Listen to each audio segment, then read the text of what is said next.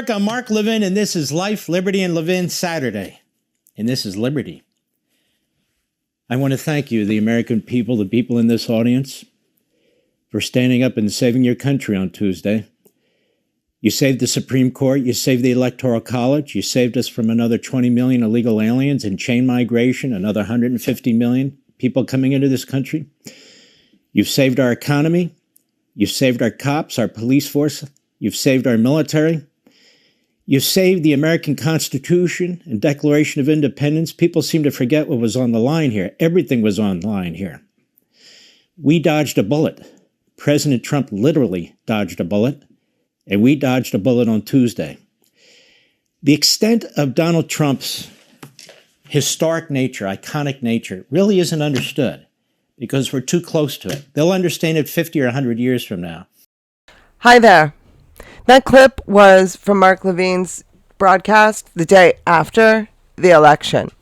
And at the time, I knew that he was talking truth. That's why I made it into a short, because I knew that what he was saying was true and that we absolutely had dodged a bullet and that this past election was hugely monumental. It had the ability to change the fate of the United States. But it has only been in the last few months that I have truly understood exactly how important this election was.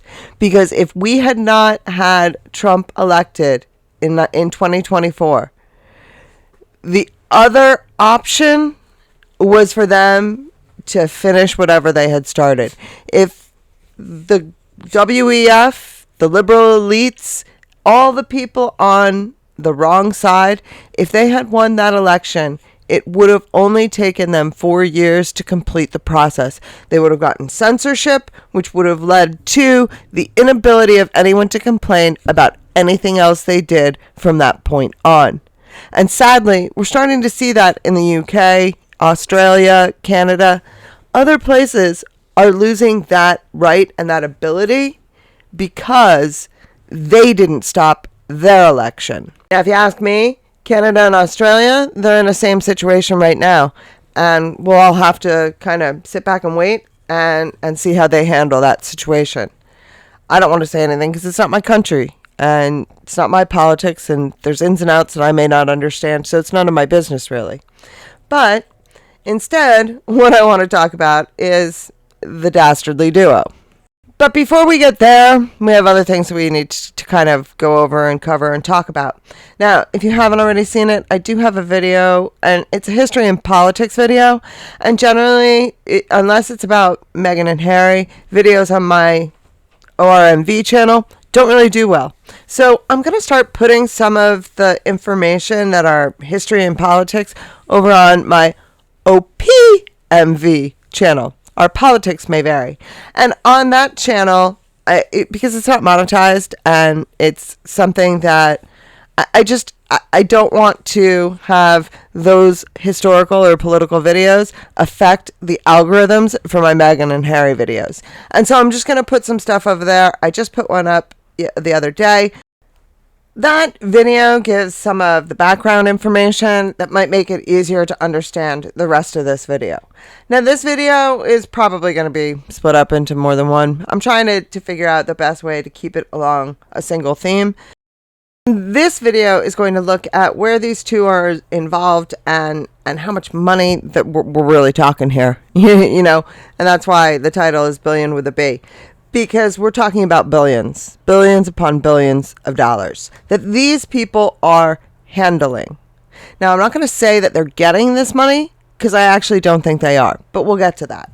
Now, this website is foreignassistance.gov. And what it does is it looks at, it's how you can look up where it is that the United States, all of the money that they have pledged, remember, donations and pledges, all the money that they have pledged to other countries in any given year at any given time. And this is really the best way to track where all of the government money goes. So what I did was I started with Lesotho. And what I started with was 2022 how much money did the United States give to Lesotho? And the answer is $150 million. Now, if we're giving that country $150 million a year for an extended period of time, how is there still poverty there? I mean, insanity is doing the same thing over and over and expecting a different result.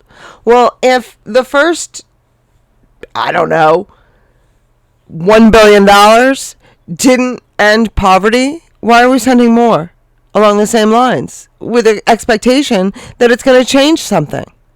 It just doesn't make sense to me. But what you have here is, you can see $150 million to Lesotho, and you can see on the right-hand side where it says health, economic development. The majority of the money that is being sent to Lesotho generally is earmarked for AIDS elimination, to handle the HIV crisis in Lesotho. Now, again, same question. If we've been doing this for 10 years, how is there still a problem?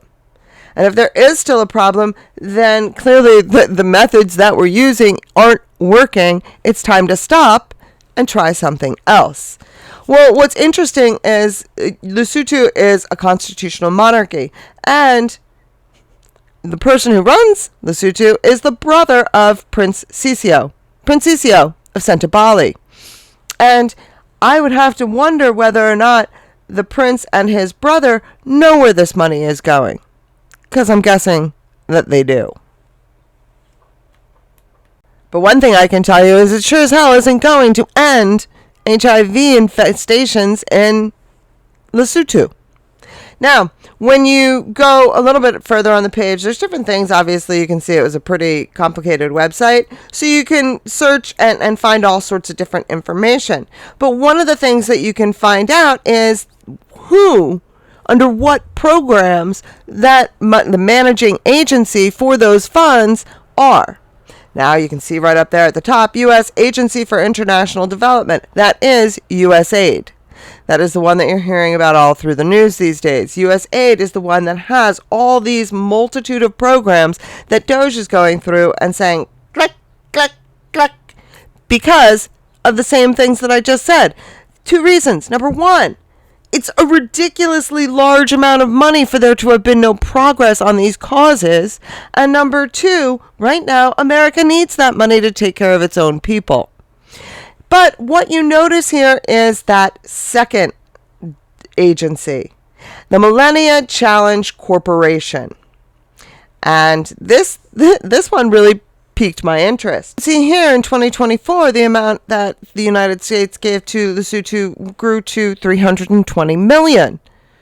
That's a big freaking jump, right? And now we're going a lot more to economic development and moving away from HIV, but still you can see $121 million still going to HIV and its elimination. So we're talking about huge amounts of money here. And the thing I wanted to look in 2024 was, again, who's giving that money? What agency is controlling this? And you will notice here a subtle shift. Instead of USAID being the primary managing agency, you now have this Millennium Challenge Corporation in charge of $270 million to Lesotho alone. This is one small African country alone that the managing agency for all of that money going to them is the Millennium Challenge Corporation. So, needless to say, this piqued my interest and made me want to look into exactly who. So here you have the Millennium Challenge Corporation is an independent United States foreign agency. Now I want to pause there because we heard about this when we were talking about USAID, when we were talking about the Institute for Peace, which if you haven't seen that video, I think that's also over on my OPVMV channel now. That's with Rachel Maddow. But these agencies, you're hearing that these are independent agencies. Yeah, they're independent in that they are not micromanaged by legislation from the U.S. government. We have 3 branches in our government, one that makes the law, one that executes the law, and one that judges the law. those are the things that the U.S. government itself handles. Now, within that, you have agencies where tasks are delegated. And they're delegated to those because they are specific to, raising funds, doing charity work, taking care of the roads, whatever it is. But they are run independently. But they are fully funded by the United States government and the U.S. taxpayer. So when they say, oh, well, this is an independent agency, yes, that means the executive branch is not micromanaging it, but it doesn't mean it's independently financed. And that's the thing that a lot of the liberal media is leaving out of the story when they talk about these independent or agencies or organizations. So the Millennium Challenge Corporation is independently run, but it is absolutely financed by the American taxpayer. And it focuses on reducing poverty through sustainable economic growth by partnering with countries that demonstrate commitment to good governance, economic freedom, and investments in their people. MCC provides large-scale grants to these countries to fund projects that address their specific constraints to economic growth. And I say again, if it hasn't been working the 10 years that you've been pushing millions of dollars into it, why do you think that's going to change? And don't even get me started on the word salad, that is. What does that mean? That means people who are not dictators, they're going to get the money so that they don't become dictators. Well, guess what? In most cases, they're probably dictators anyway. They're dictators, and you're just giving them hush money. Because they're still going to keep that money and put it in their pockets and spend none of it on their people. If they spent it on their people, they wouldn't still be poverty-stricken, despite the fact that there has been such a humongous influx of cash into them. And if it's not being pocketed by these countries, then who's getting the money? And I think it's probably a 50-50 split. Half into the coffers of the elite, and we'll get to that, and the other half to these countries who the rulers are pocketing it. In my opinion, allegedly, do your own research and form your own conclusions. I found out that the chief executive officer of the Millennium Challenge Corporation is someone by the name of Alice Albright. And gosh, I took one look at her and I said, she looks awfully familiar to me. And that's probably because she looks just like her mother, Madeleine Albright, Secretary of State under Bill Clinton. What I notice about Trump's administration, you have people like RFK, Elon Musk, people who, what's the other one? Tulsi Gabbard. The people who were actually not at all his network or his allies, quite the opposite. You had some of his biggest opponents. RFK was running for president alongside him. You have them taking people who are not all, you watch my back, I'll watch yours. You instead have people who are coming together to oppose all the people that are doing this with their networking. And so you have Madeleine Albright's daughter, Alice, in charge of one of the biggest coffers of American aid that we give away a year. Because I'm actually kind of stunned that we're focusing so much on U.S. aid. Maybe it's because U.S. aid goes more globally, whereas the Millennium Challenge Corporation seems to focus more on, Africa and South America. I don't know. But I'm actually trying to figure out why it is that we're not hearing about the Millennium Challenge Corporation all over the news, and we are hearing about U.S. aid. To me, we should be hearing about both. But that's my little rant. But let's get back to Alice Albright and see what we can hear about her. Alice Albright is the chief executive officer of the Millennium Challenge Corporation, where she provides strategic leadership and vision to the agency, helping deliver on programmatic priorities. Ms. Albright has more than 30 years of international experience in the private, nonprofit, and public sectors. Now, that's very interesting. She has spent the majority of her career in nonprofit and public sectors. Let's keep that in mind for a little bit later. Prior to MCC, Albright served as the CEO of the Global Partnership for Education, political appointee of the Obama administration, and she was the chief executive operating officer of the Export-Import Bank of the United States. I don't even know what the hell that is. Beforehand, she was the chief financial investment officer for the Global Alliance for Vaccines and Immunizations. Prior to working in international development and government, she worked for J.P. Morgan. But there's more. Ms. Albright has served on 2 G7 Gender Equity Advisory Councils, and appointed first by the President of France. Now, why on earth is the President of France appointing an American? Kind of makes you wonder, doesn't it? And that was in 2019. Only in 2021 for that opportunity to be repeated, as she was appointed by the Prime Minister of the United Kingdom. Yeah, that's who she is. I mean, surely you have to see how this networking is so insidious. It's everything that they do, they are all roped in and connected with each other. And everybody, if you aren't a part of the club, there is no way you're getting in. No way. Because these are the only people they trust, because they're the only people as corrupt as they are. Allegedly, in my opinion. Now, let's hear a little bit from the Millennium Challenge Corporation. Let's hear their little pitch to get people to work with them.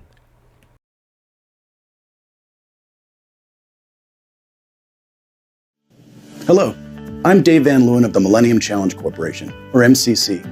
Today I'm here to introduce MCC and explain how we create business opportunities for you. First, MCC is a U.S. government agency that fights global poverty in developing countries through 5-year grants. MCC selects countries that meet rigorous standards for good governance across Africa, Asia, Europe, and Latin America. We then invest in those binding constraints to growth, such as power, clean water, education, land rights, and roads. To ensure our investments bring a strong value to U.S. taxpayers, all MCC investments meet a minimum economic rate of return, and their impact is measured by independent evaluations. So how can you engage with MCC?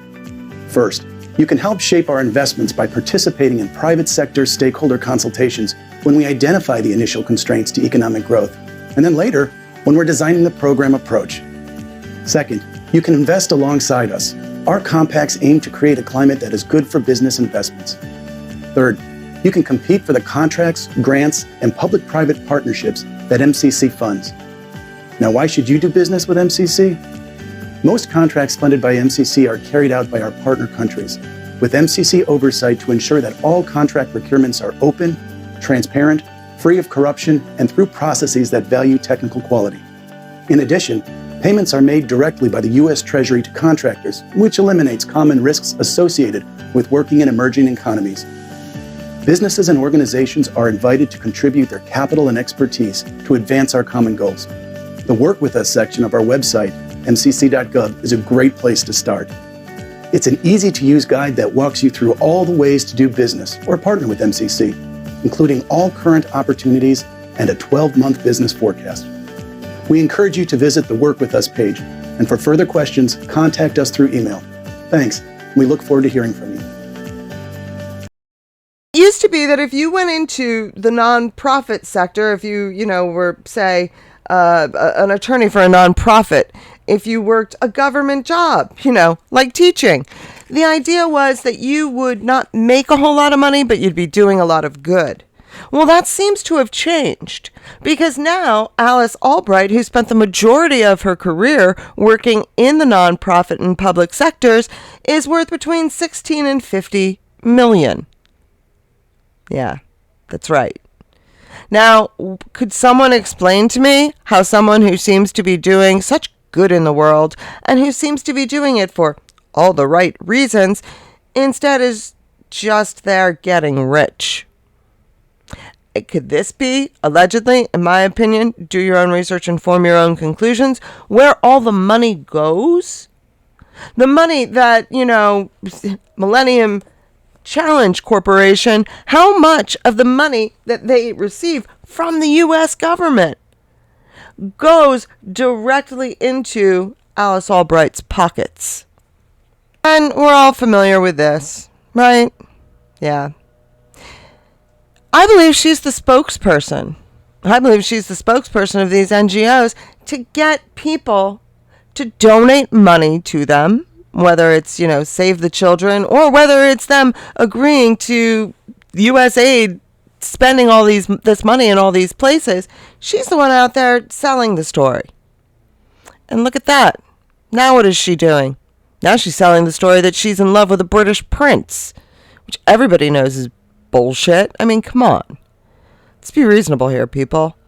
But Meghan Markle went over to Rwanda before she married Harry, went over to Rwanda, and she was, digging wells, I believe, to get them clean drinking water.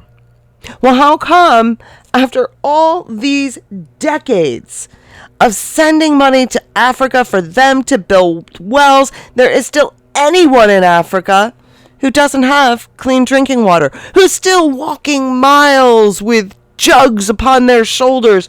You see young kids doing this because that's the only way they can get a clean drop of water. I don't believe any of it anymore. I don't believe any of it happened. I don't believe any of it is true. I believe this is the story that they have been telling. Because if for 50 years they still don't have clean drinking water, then we're doing something really wrong. Instead, it's a freaking commercial. It's this paid actress who goes over to Rwanda. And if we're going to say that this was to tell Harry that, to get his attention, it probably was. Because this got his attention that she's a member of the club. She knows the scam. She knows what's going on, so he can trust her. Because she's one of us too. Not us. Not me. One of them. But you have here, she goes over to Rwanda. They hire her, they hire the photographer, they hire a bunch of kids, and they make the kids go say that there's no clean drinking water, so that the United States continues to send aid. Why isn't that possible? I mean, when was the last time someone we could trust went over to Africa and saw this as their drinking water? Because until I see it, I'm not believing it anymore. Wag the dog. How do we know that there was a war in Iraq? One smart bomb goes down one chimney. We get a video of it. That could have been filmed in Falls Church, Virginia. Now, I could go through here and go through each of the different programs and whatnot, but I really didn't want to do that. I mean, the government site is there, foreignassistance.gov. Be careful going to that site. They will track you. So, fair warning to you. But you can go through there and you can see what different programs it is. But I wanted to find different sorts of information. So I narrowed it down. And I wanted to look specifically in 2023 what the countries of Colombia, Lesotho, and Nigeria, what they alone got. And the answer is $1.9 billion in just 1 year to just those three countries. And what do those three countries have in common? Well, those are the ones that Harry and Megsy have a direct fingers in the pie, right? And if those three countries are the ones that have their fingers in, those specific places, isn't it interesting that they get $1.9 billion from the United States? Now, in 2024, that number does go down to 1.5 billion. Yeah, bargain prices. But that's when you start to see the Millennium Challenge Corporation coming in and stepping in and being one of the primary distributors of the money to these three countries. And interestingly enough, I mean, you kind of look at this and you say, yikes.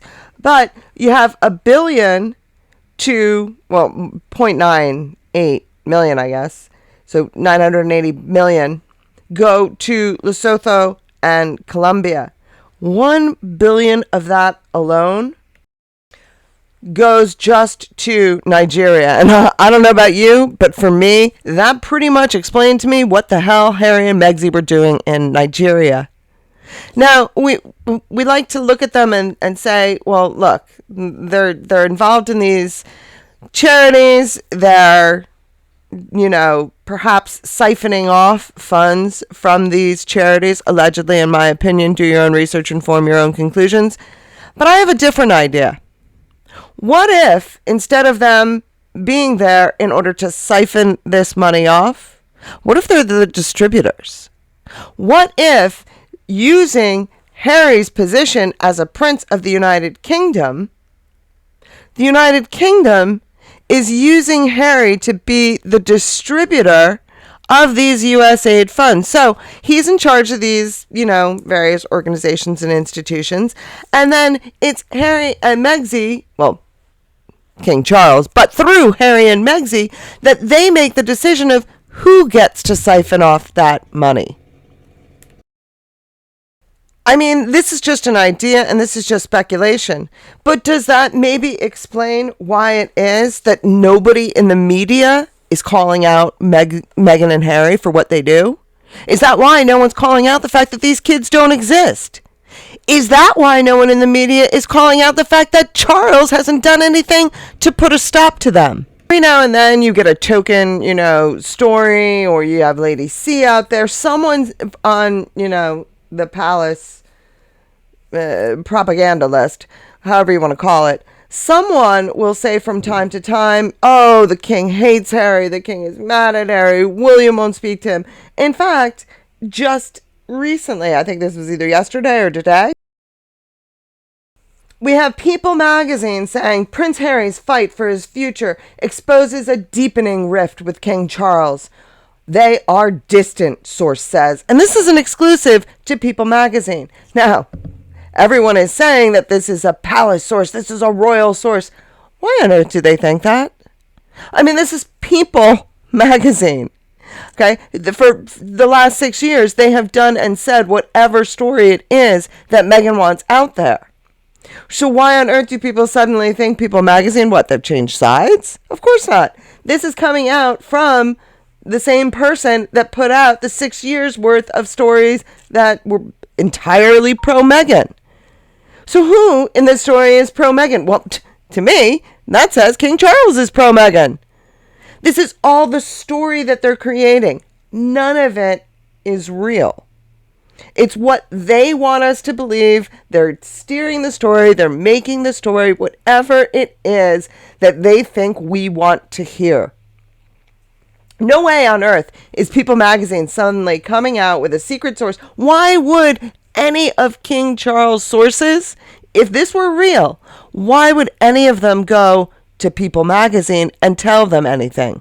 Tell them anything exclusive? They wouldn't.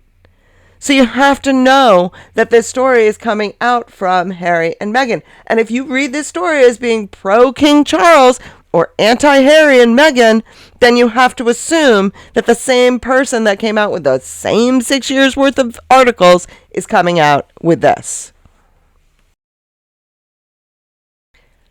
And all of this leads me to Dr. Jan Halper Hayes. Hayes Halper? I think it's Halper Hayes. And this woman is a former Trump advisor. She is, I believe it's like a political sociologist, psychologist. That's kind of what she does. And she is very much so in the know. And I want you to listen to a recent interview that she gave concerning the media. Because that's what this all is. That's what it all boils down to. Why do we suddenly know about U.S. aid? Why do we suddenly know that Harry and King Charles aren't speaking? All of these things, you have to keep them together and put them together and wonder at who it is that's giving us this information. So, for people that might not be familiar with Operation Mockingbird was a CIA operation where they trained people to be journalists and put them into all our media companies, our newspapers, our network TVs, and you can look it up, and they were the church hearings, and it came out. Now, USAID,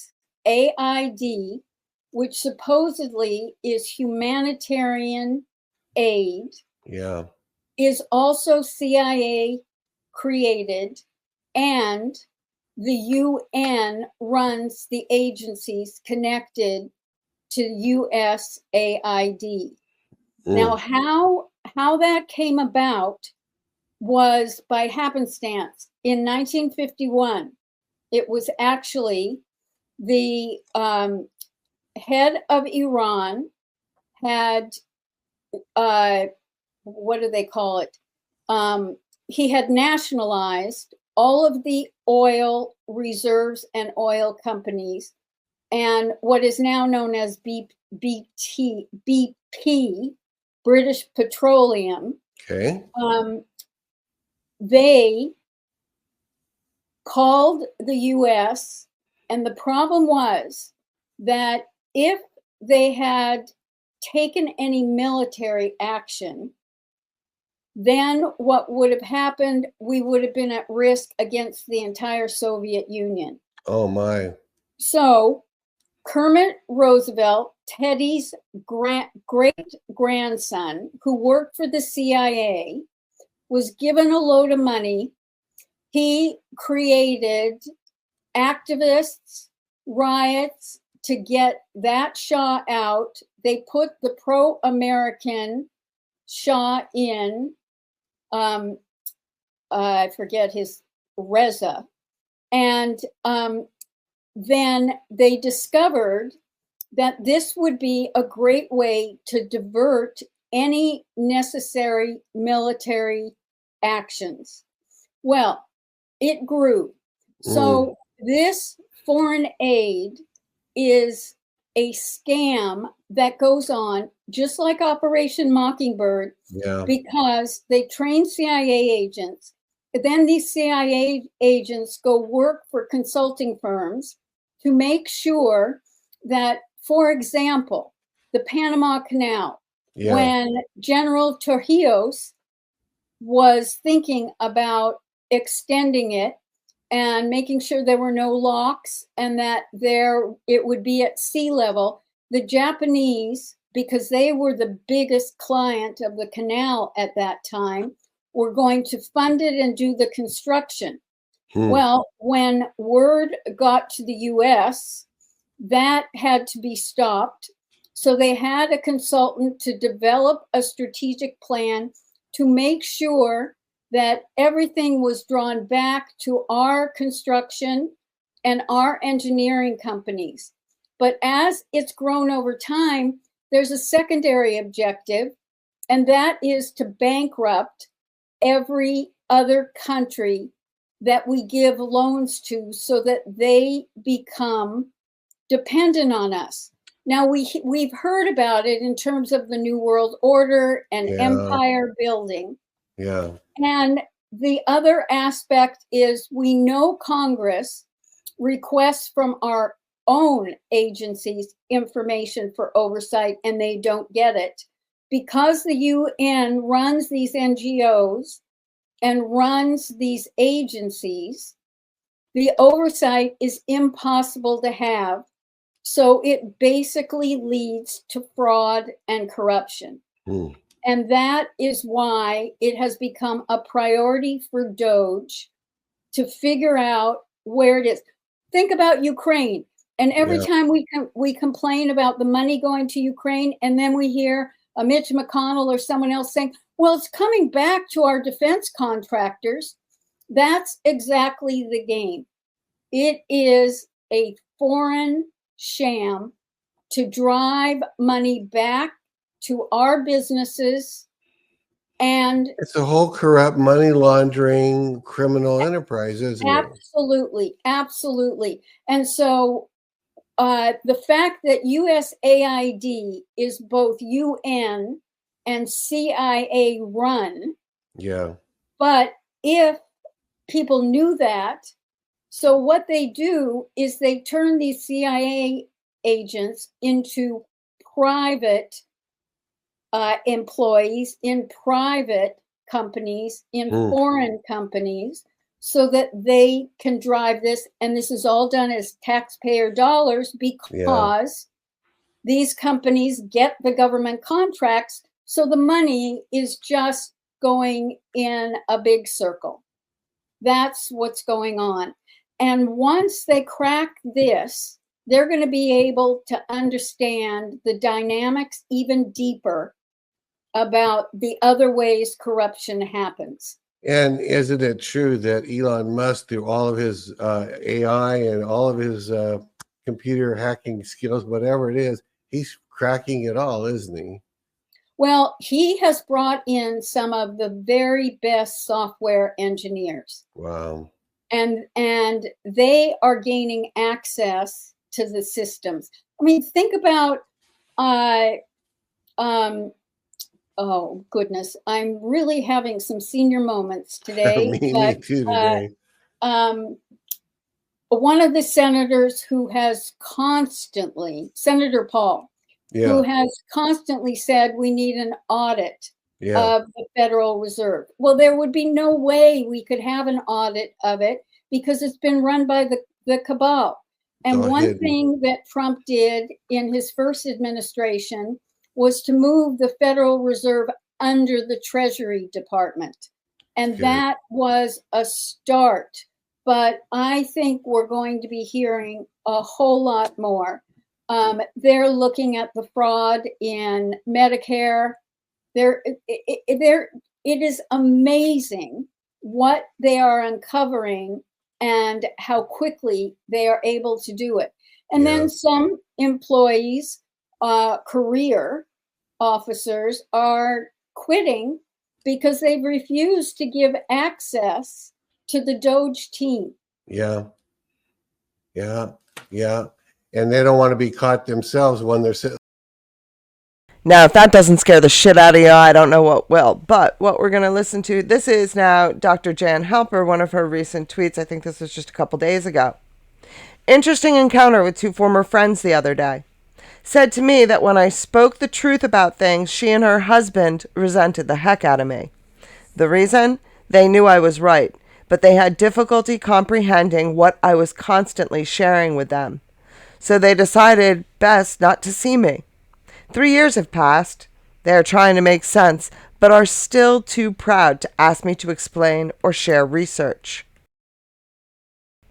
They think talking to me is still too anxiety-producing. Open my eyes to what emotionally goes on with those that resist. Resistance is a much better place than denial or negating truth. I continue to pray for them from a distance. I am glad for a spark of hope, as now I know all people are not lost. And this is huge. There are a lot of people out there that aren't ready to realize the truth. And I've been saying it a lot lately. I think I said it earlier in this video. I don't live in the world that I think I do. And it's taken me a while to get to that realization. But once you see it, you can't unsee it. And what we're watching around us is that the Trump administration, they are portioning information out to us. And it's not meant to be degrading and it's not meant to be demeaning. The reason is that not everybody is ready to hear the truth of how bad things are and how bad things got. And that's why when I sit here and I say there are people that are steering this story, you have to either be ready to hear that, or you have to at least be ready to consider hearing it. I mean, something has to change, because if we don't realize this, if those that realize it don't share it and don't spread it, then the message is never going to get out. And it's something that's very important. Now, this brings me to my own personal troll. I feel like I've made it, right? I get my own troll. This person's favorite line is that I am instituting a smear campaign against her.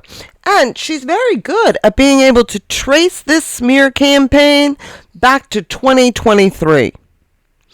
Well, I didn't start my channel until March of 2024. So she seems to think that I was already involved in a smear campaign against her before I knew her name or had a channel or any reason to smear her. Now, it made me want to look up what the definition was of a smear campaign. A smear campaign is an intentional, premeditated effort to undermine an individual's or group's reputation, credibility, and character. Like negative campaigning, most often smear campaigns target government officials, politicians, political candidates, and other public figures. Now, what she doesn't seem to understand is I don't care enough about her to orchestrate anything about her.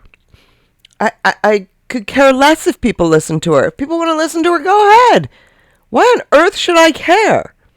If you want to listen to her, take A and B and come up with L, go ahead. It's all on you. That's your choice. Do I think that she ought to spend, maybe 60% of her entire video list bashing and attacking other creators? No. I think it's ridiculous. But that's all she has. And so that's what she does. And if you want to listen to that, go ahead. There are communities on YouTube where the entire community is about the drama. And if that's what you want to listen to, go ahead. Why would I care? It doesn't bother me. It doesn't affect me. I personally don't want to deal with her. I ignored her for 3 months. And in those 3 months, she made about 12 videos and about 36 community posts bashing me and trashing me. Because she said she had to defend herself. Well, you did. You did it once. Why did you need to do it 30 times?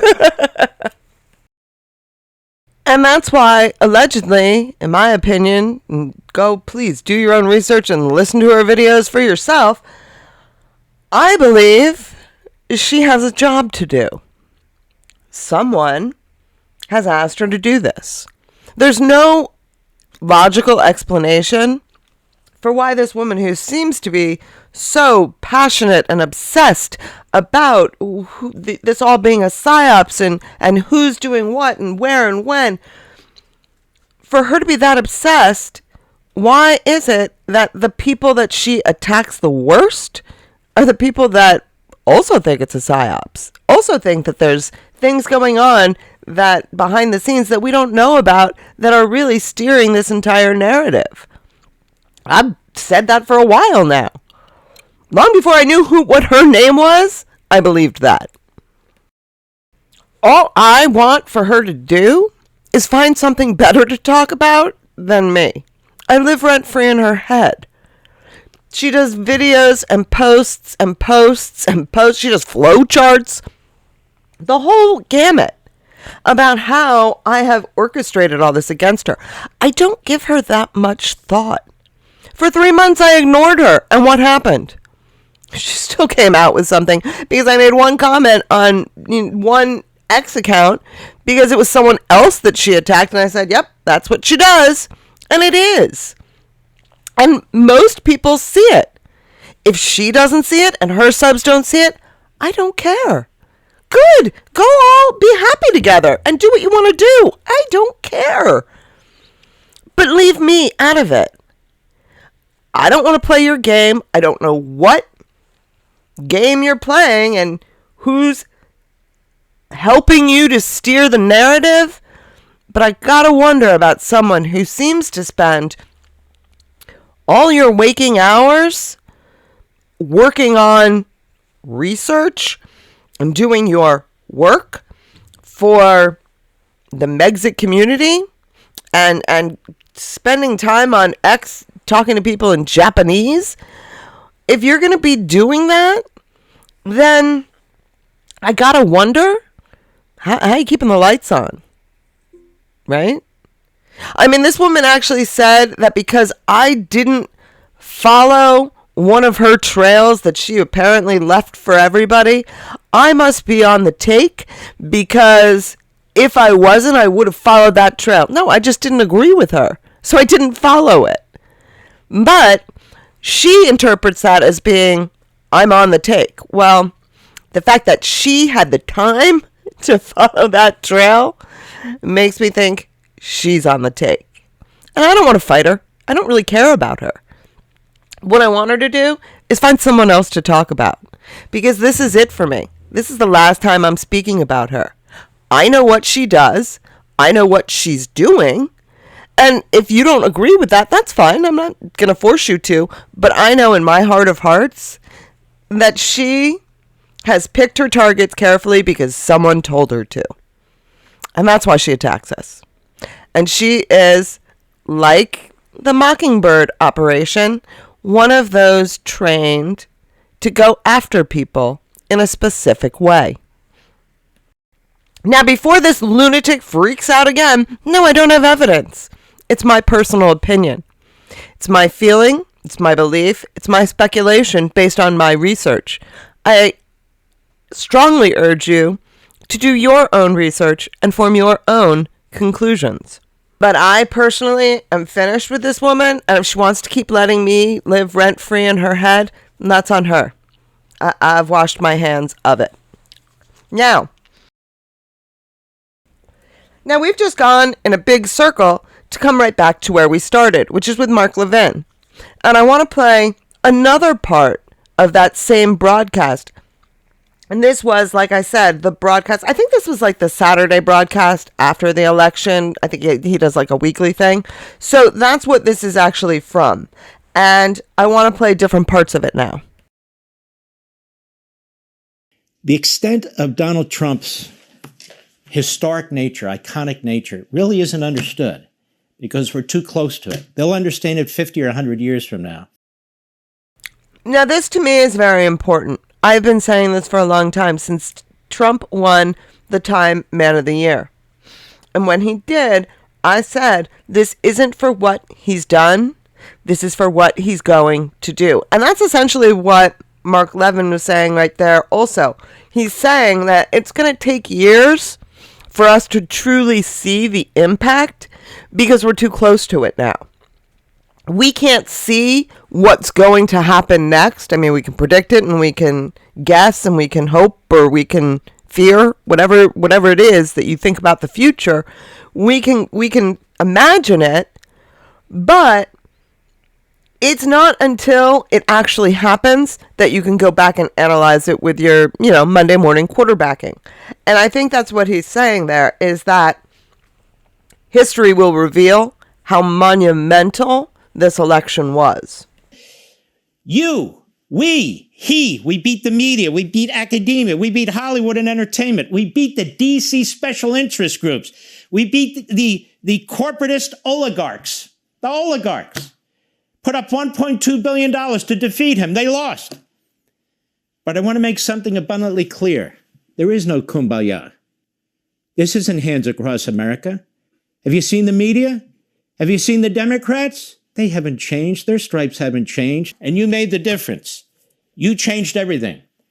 But until Comcast gets control of NBC and MSNBC, until Paramount gets control of CBS, until Disney gets control of ABC and Warner Brothers gets control of CNN, these pockets of Pravda, Al Jazeera-like media, not a free press, not an American press, these propagandists, these demagogues, until they are held to account for the things that they said, all the things they said about you, the American people, until these corporations get control over these news platforms and really turn them into professional operations with real professional journalists, nothing's going to change. So I just want you to be aware of this.